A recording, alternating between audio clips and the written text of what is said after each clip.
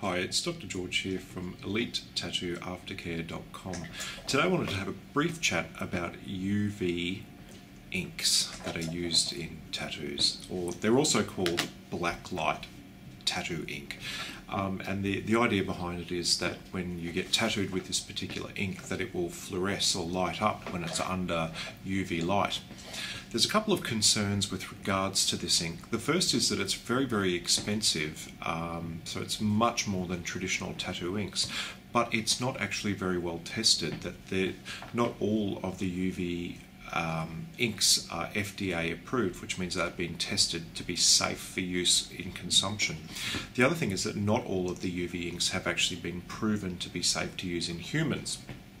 So there is a bit of a risk in getting these particular tattoos when you're not 100% sure how they will turn out and if you will have a reaction to them. There is some data that shows that there are a percentage of people who have reactions to these inks more than the traditional tattoo inks. The other thing to be aware of is that sometimes these inks are sold in that the tattoo won't show up during the day and will only show up under black light.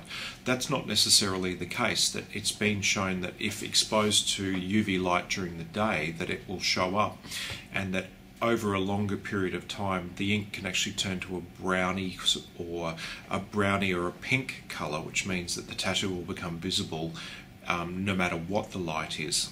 So my current recommendation would be is probably to avoid UV inks, because we don't know, are they 100% safe to be used in humans and in the skin? There is a percentage of people who are getting reactions to them, but the other thing is that they are quite unreliable. We don't know what the ink is going to look like 5, 6, 7, 10 years down the track.